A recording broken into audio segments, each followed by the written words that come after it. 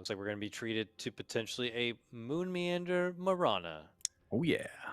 We'd like to see from Undying maybe an Ember Spirit. Obviously, Spirit versus Spirit action. I mean, that's very common. But in addition, the Searing Chains into Arrow. Like right now, you don't really have any setup other than Eventual Coil, which isn't even 100% guaranteed. But like early game aggression with Marana, that just, I feel like it's not like a necessary thing. It feels like Marana just gets farm regardless, but just having that setup for the Arrow, you just get these early kills almost guaranteed.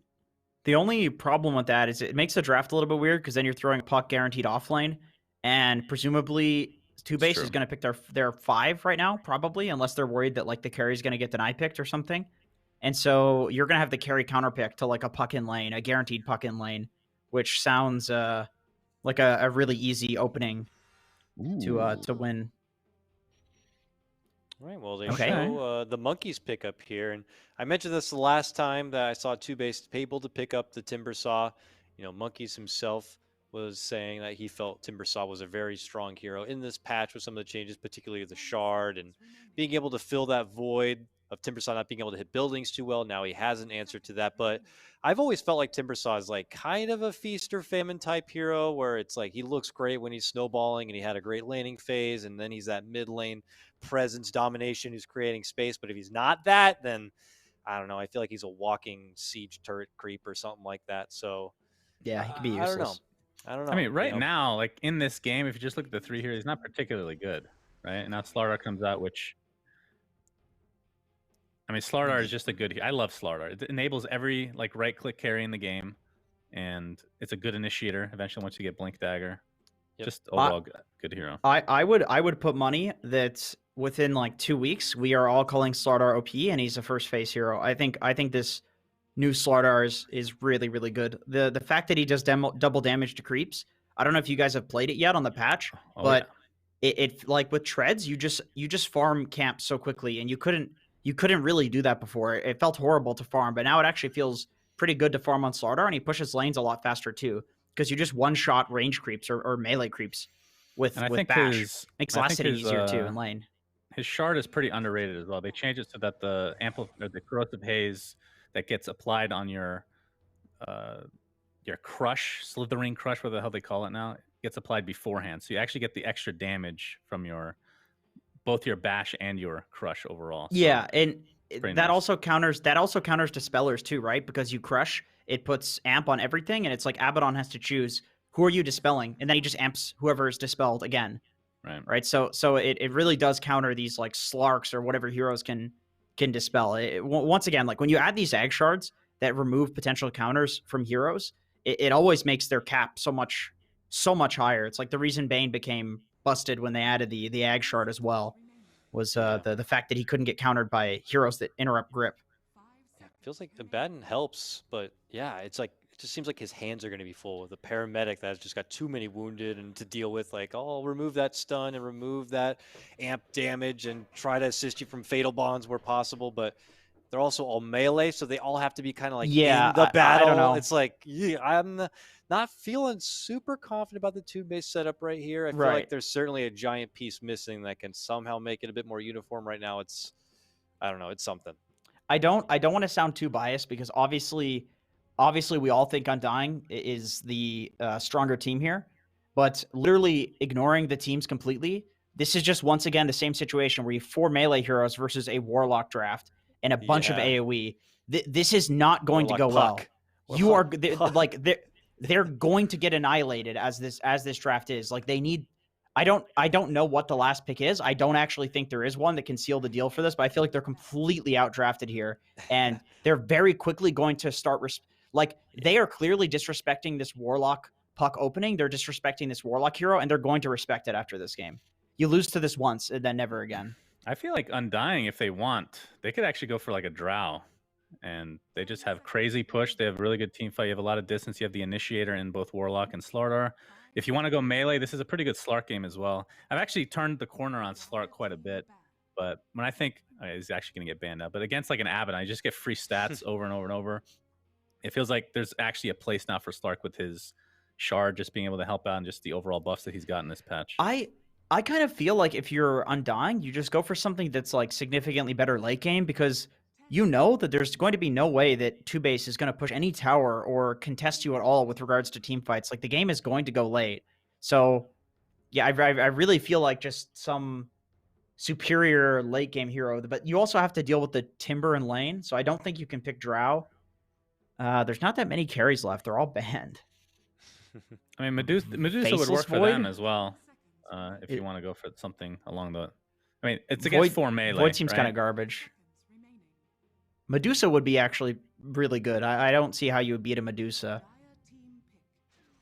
Oh, God. Oh, There we look go who again. it is. When you're out of ideas. Well, let's pick gyrocopter.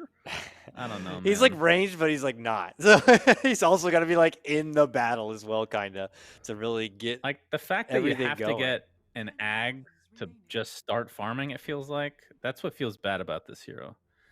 Like, yeah, if you go like 60 minutes and you're fully slotted, it's fine. But There's still a life stealer, right? You just have the Yep. slaughter. Okay, they do go with the Void, even though there's not much to combo in the Chrono. Just a good Void game. All right, well, that's our picks. Sunsven, I'll start on the outside this time. Who do you got? I mean, there's a gyrocopter, so Undying. Not that I don't think I agree with Jenkins. I don't think there was a pick that would have rounded this out for simply 2-base. I think Undying's draft is just way better.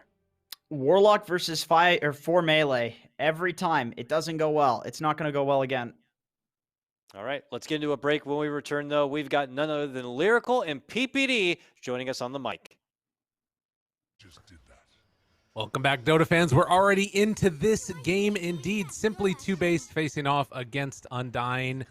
PPD, we have ourselves a hell of a draft. The Warlock hero just feels very good right now. What you thinking about these two drafts here?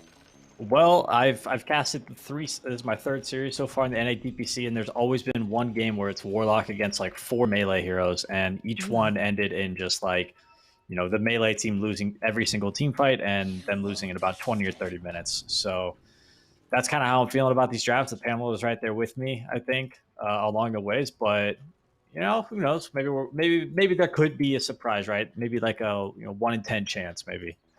Yeah. Well, and I think that, that 1 in 10 chance, I see a couple of things that like they kind of tried to address it. It feels like, first of all, they have like the Void Spirit and the Earth Spirit that can make you kind of the background.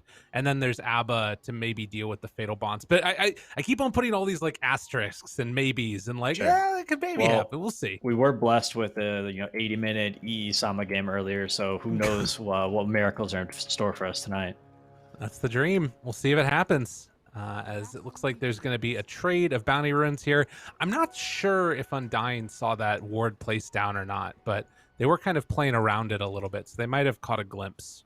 These wards, like the change up of them now, where there's more spots to place them up on these high grounds, it feels like, but they kind of give a little bit less good vision. It's kind of interesting balance changes, and just seeing the map change overall, it keeps throwing me for a loop.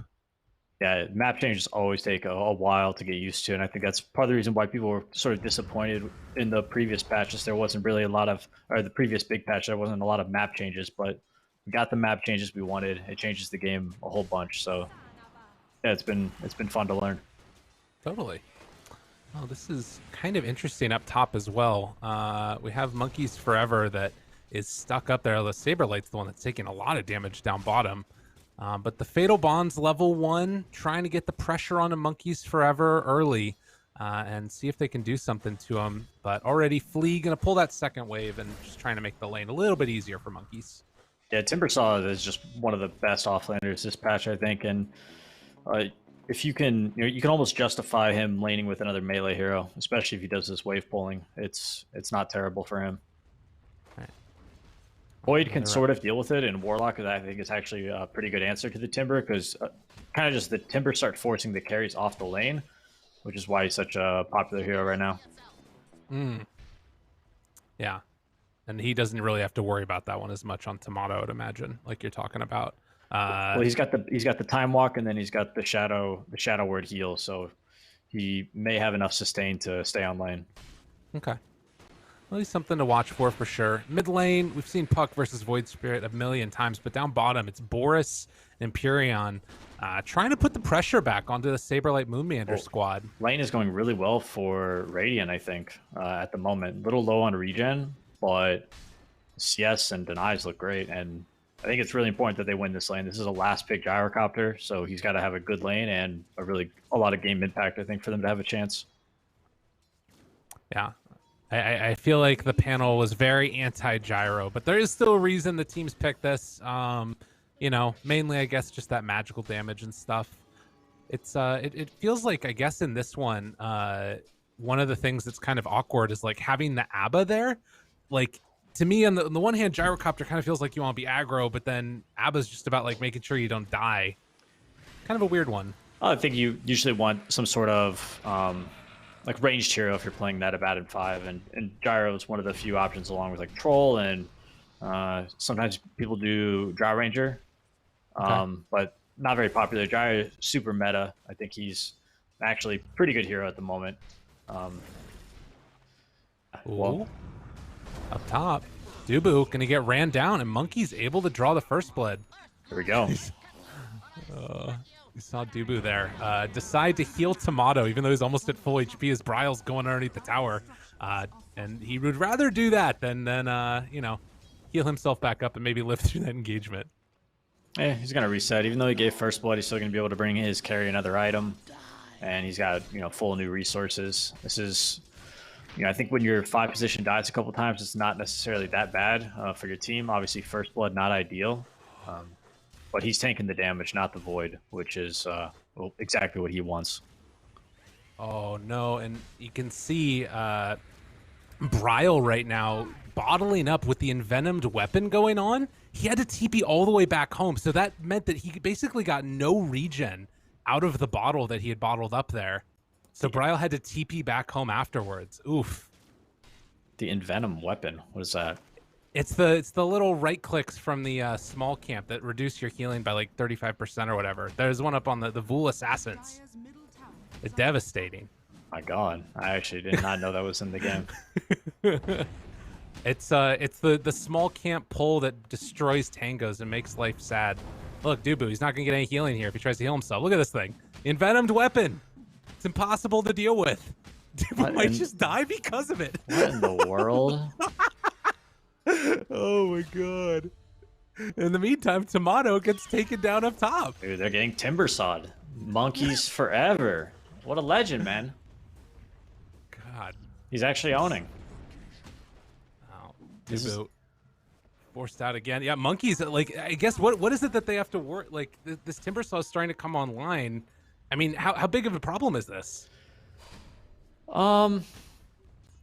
Yeah, I mean, Timbersaw is a problem. Like, this hero is straight up OP, and he does this, like, you can do this Kai Assange build plus your Ag Shard where you get this flamethrower, and you don't really fall off anymore, as the hero used to do. So, I mean, we'll see how Monkeys Forever works it. I mean, he's winning his lane. He's going to be farmed. Does he mess up? All right. That's a fair point. It's pretty easy for a quick turnaround, and then all that gold starts going back the other direction. Right now, Simply TOOBASED are doing well in all of their lanes, it feels like. If not outright wins, then at least, you know, just killing it, at least at the beginning here. Yeah, Dyer's lineup is actually pretty low on damage for Timbersaw. So when he gets his, like, initial kit up, you know, they're going to need, like, Corrosive Haze Amp plus, I don't know, some really good Fatal Bonds or something. But he's even got an Abaddon behind him, so he might just be invincible for the first 20 minutes of this game. Right. Yeah, that could be tough to deal with. And Tomato's gonna. Oh, look at Radiant's Catapult got pulled by the hard camp up here, so it's not hitting the tower. Oh no! What? This is actually happening. This is like the most. This is like the unlucky. All right, he needs to kill this hard camp and save his catapult. Yeah. Yeah, he's gonna pull the whole creep wave over to it now. He has both catapults with him. Okay, that's fine. We'll get a stomp there. It's fine. His catapult. Oh no, but here comes Void. Don't let him kill your catapult. Dude, they might actually be able to get some extra I'll damage. see if there's any action. Yeah, is there any other action going on before we just stare at top lane in this catapult?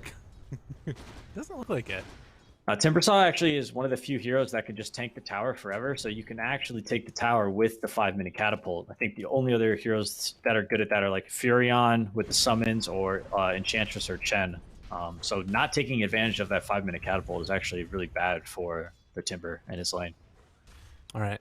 Well, he still does have it alive here. He's been able to save it from the Tomato Faceless Void, so maybe he can make another go of it. Now he's level 7, has 4 points in that reactor. Yeah, the Time to actual, go. a little bit of the delayed push actually might just mean that they can't touch him because Right. he's that because now he's level 7, right? Mm-hmm. It's true. Kind of a cool play there. Nah, Flea, you don't need to pull, man. Come on. I feel like they can just pressure the tower so much because I don't think anybody on Dire can come up here and deal with this Timber. No. I was wondering if maybe they could like Fatal Bonds him to the catapult or something, but No it doesn't way. look like that's going to happen either. Cool, so yeah, he's going to get this tower, and Radiant's bottom tower is not pressured at all. Like, yeah, Gyro's continuing to lane here, so everything's going really well for Radiant at the moment. Void Spirit's got pretty decent farm. Oh, he's going to go the Glass Cannon Orchid build.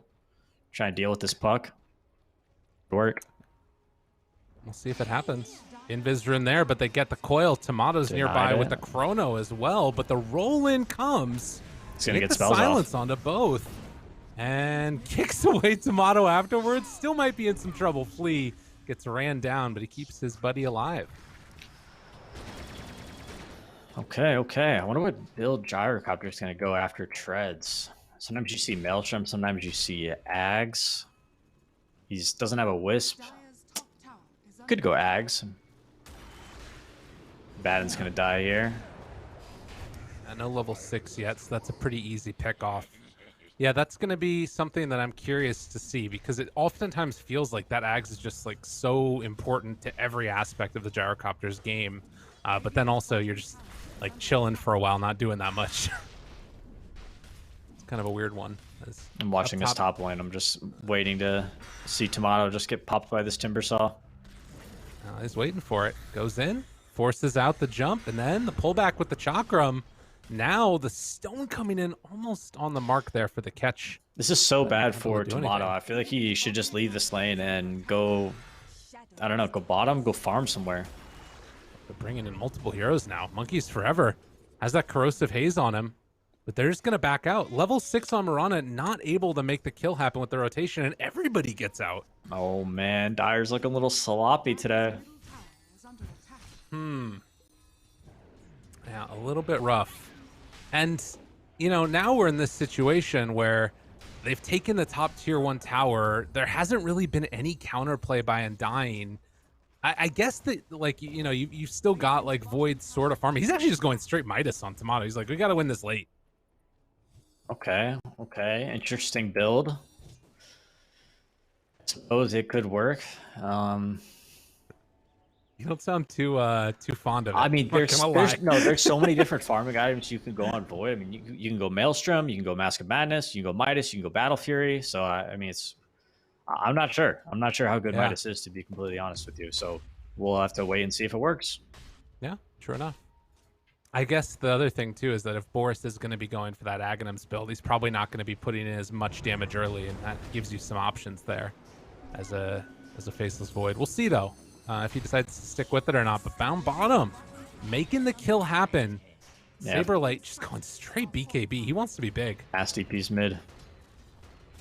Oh, they canceled one. Free mid tower right now. Probably for Radiant here. Okay. Wait, Puck's Puck's porting in coming the in. coil. Oh, they're going to catch him right when he comes in, though. Taunted, and then the back away. Arrow not going to connect, and that means they actually don't have an arrow for the catapult either, but it doesn't look like it's going to matter. It's going to get taken out by the tower and company. Still, lots of pressure on. You can see Monkeys up top. He's hitting the tower with the catapult again, this 10-minute one. If there's an opportunity for Radiant to get like an Aegis on their Gyrocopter and, this S and Y and, like the Ags, where he's just really tanky, and I think he could just be like a frontliner for their team. The Abaddon behind is actually super helpful for dealing with like the poke harass of Dire.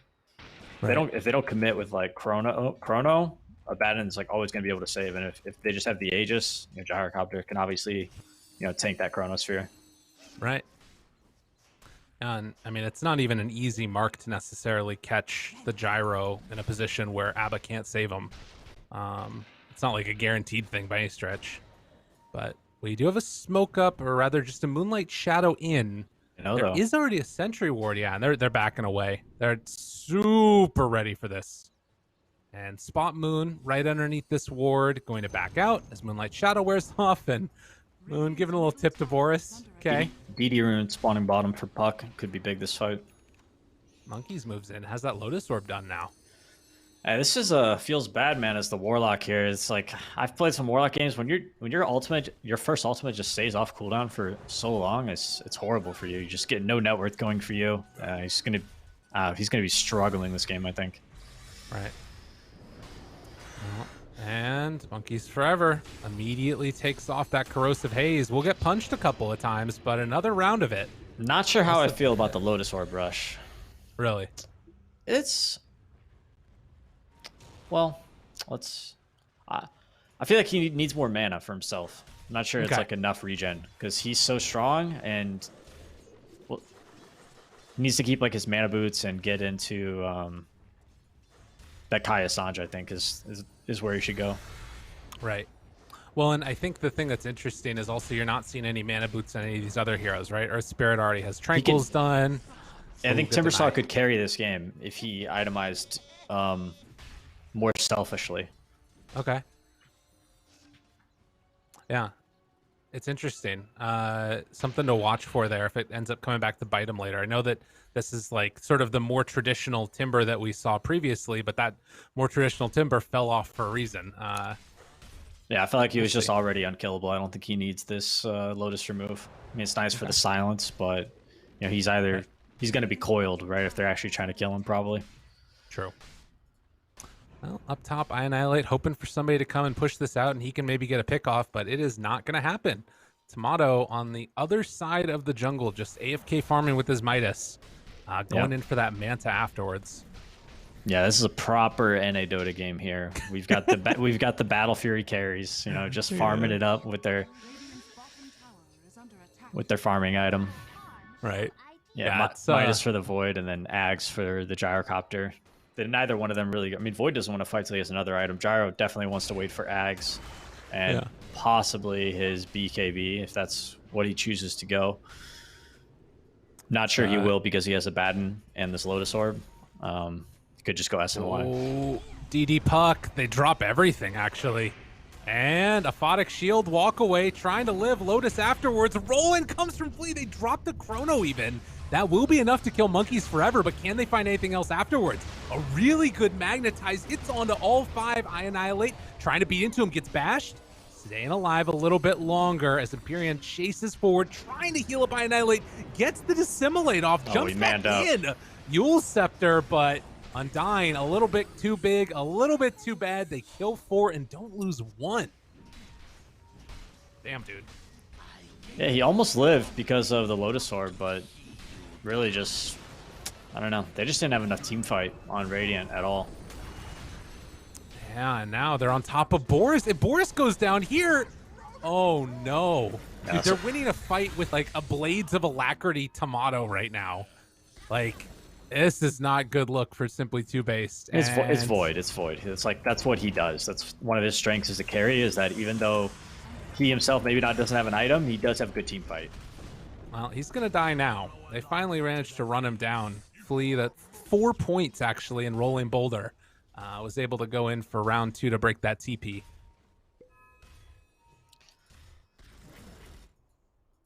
So a 2,000 gold lead still into the favor there of Undying after that really good round of fights, even though they lost the Void. Yeah, big ults though expended for Dire. Radiant they're not really working on any cooldowns, so they're pretty much good to go if they choose to try and make something happen here. They haven't really hit their item timing yet on the Gyrocopter, which is, or you know, they don't have the Orchid yet for the Void Spirit either, so they may want to try and farm these out, but you know, they're doing the right thing. They're trying to farm on the enemy side of the map, and maybe they don't want to force the issue into Dire's triangle, but they can continue like farming aggressively and not, you know, having to worry about Dire trying to fight them. Right. Well, and that is at least something that's going to be, you know, beneficial for him here. And they just now get the Ags completed for Boris as well. He's still sitting one of the top net worths, and Tomato is still trying to catch back up. It feels like the majority of this is just been sort of that difference in mids, like I Annihilate versus Bryle. Bryle is very large right now. Boots of Travel, Witchblade.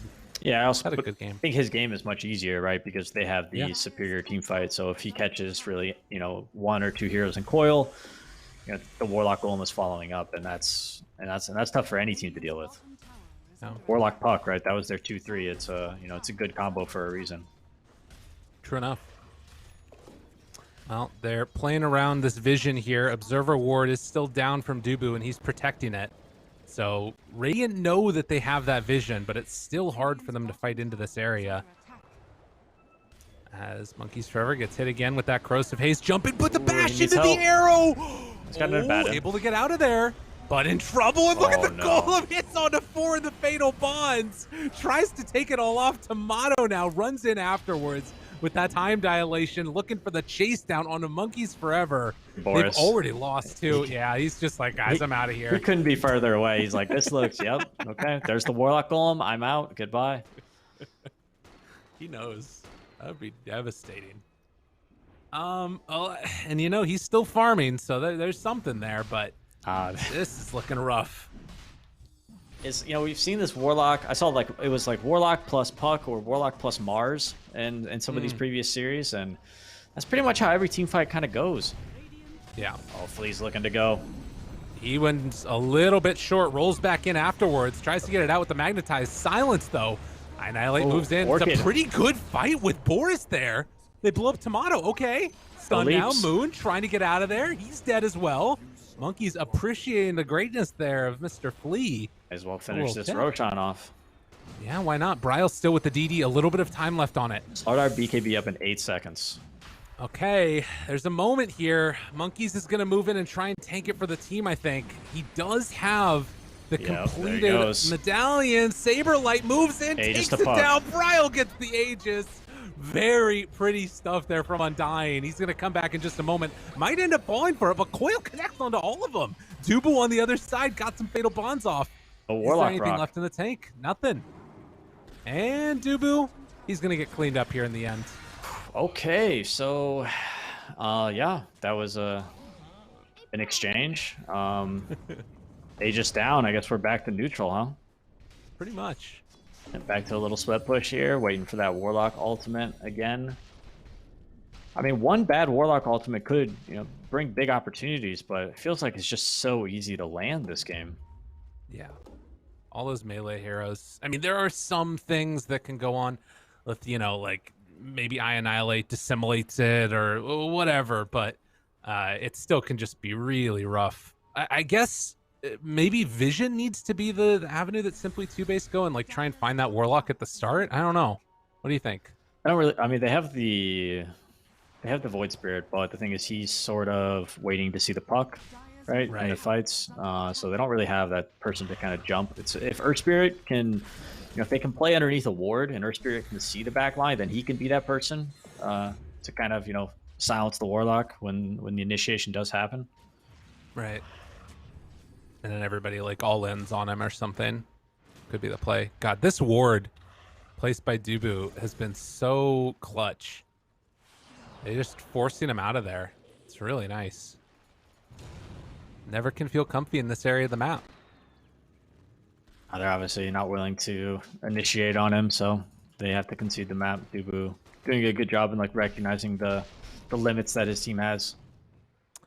So, Peter, I'm curious about this idea now, which it feels like Simply 2-Base want to just let Boris be huge and then go in around him later on in the game. How much do you think that style of Dota can work with these lineups that they've got?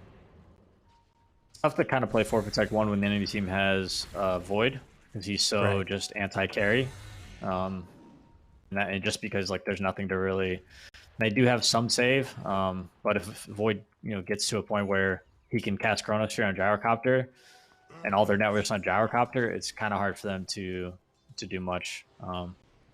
But if he does get to like Satanic and he survives the Chrono, maybe it doesn't matter. They catch one, and it's the Gyrocopter. Yep.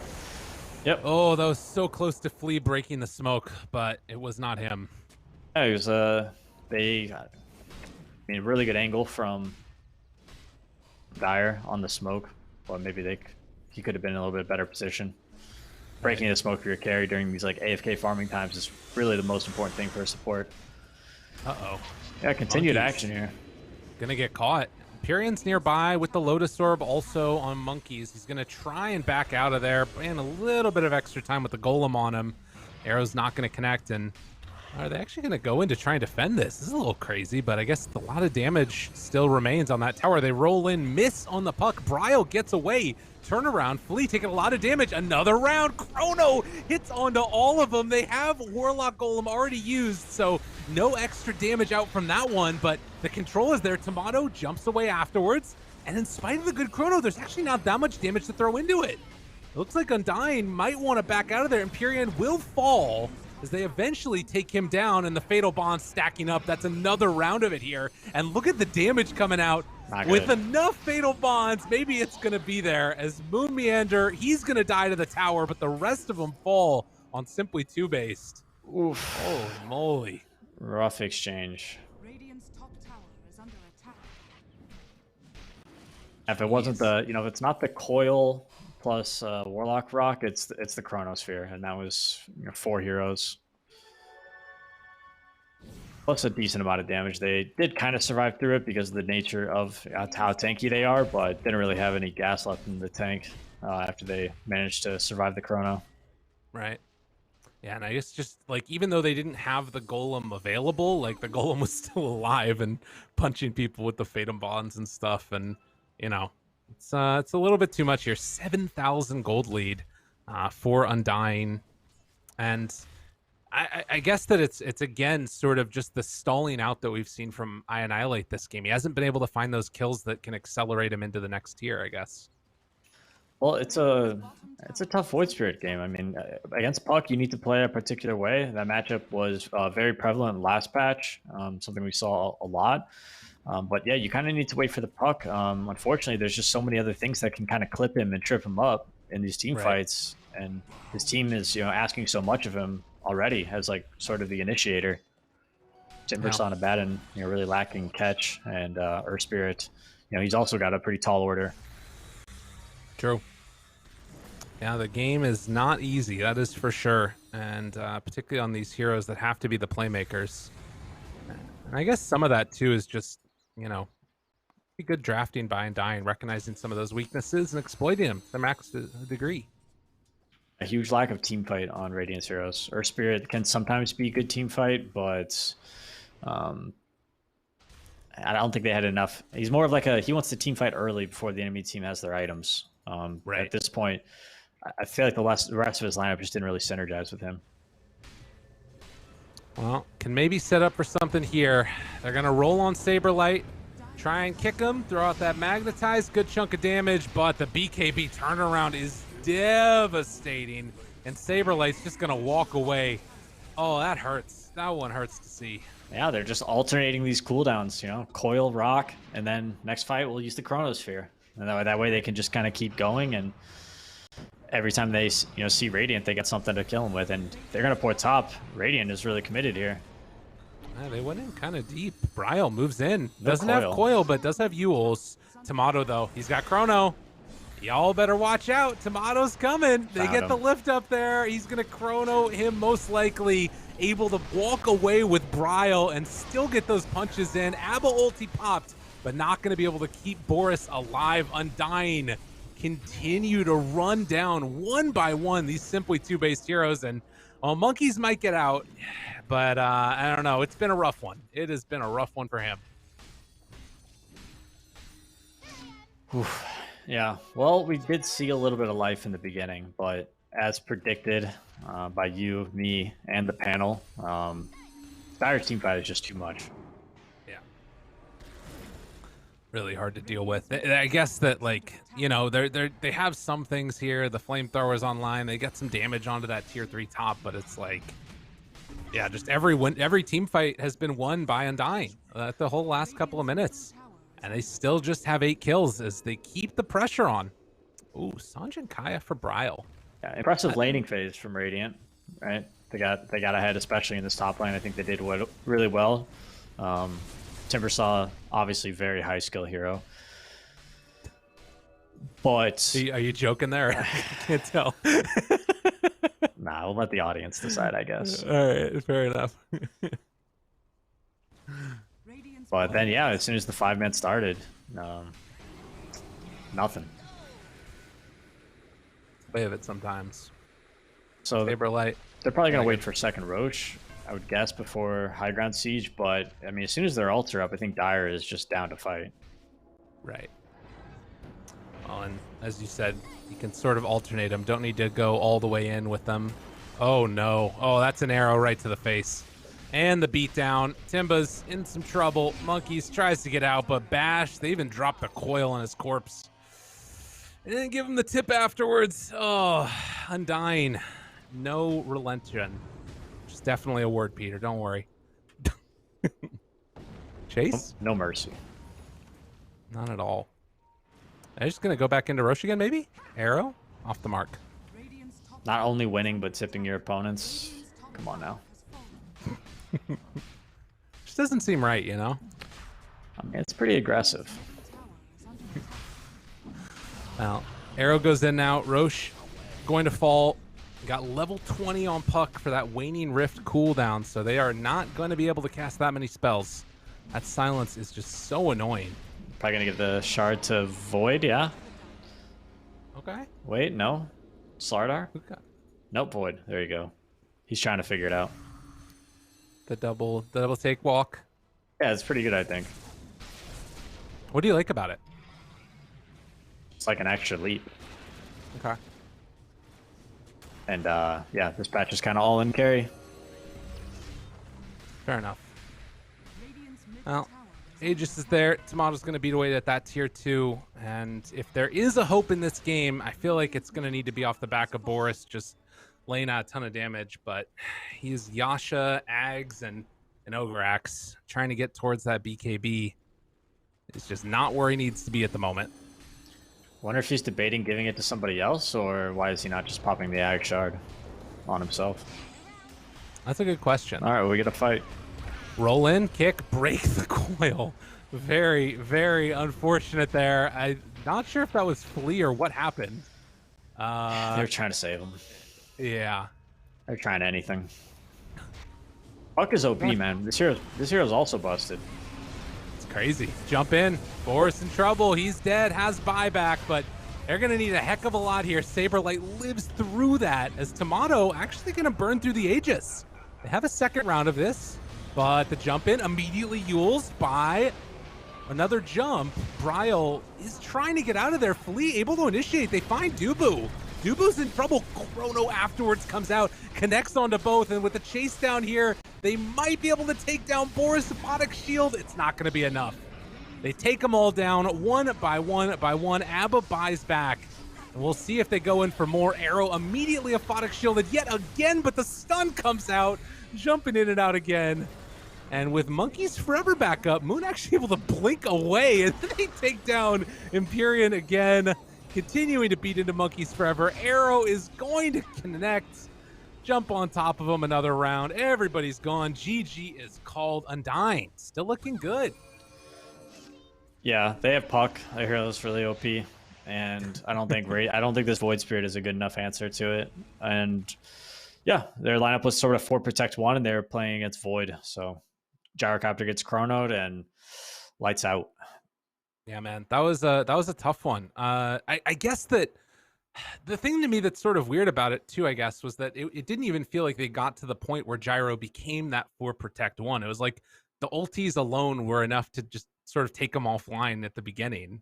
Yeah, he No way. he farmed the Ags and then was sort of approaching the next item, but they hadn't really won any team fights. And I feel like they felt like they were, waiting for Gyro to get the Ags, and they couldn't wait for another item. Well, that's definitely true. Cannot wait for another item. We'll see if they've come up with any solutions for game number 2. I don't know. Like, is there anything that immediately comes to mind besides like banning out certain of these like key heroes like the Puck? Yeah, I think just definitely put a ban on the Puck. I don't think the answer was good enough. All right. Well, ladies and gents, we'll be back in just a few with game number 2. First, we're going to go to a break. Then we come back. The panel's going to break it all down. See you then.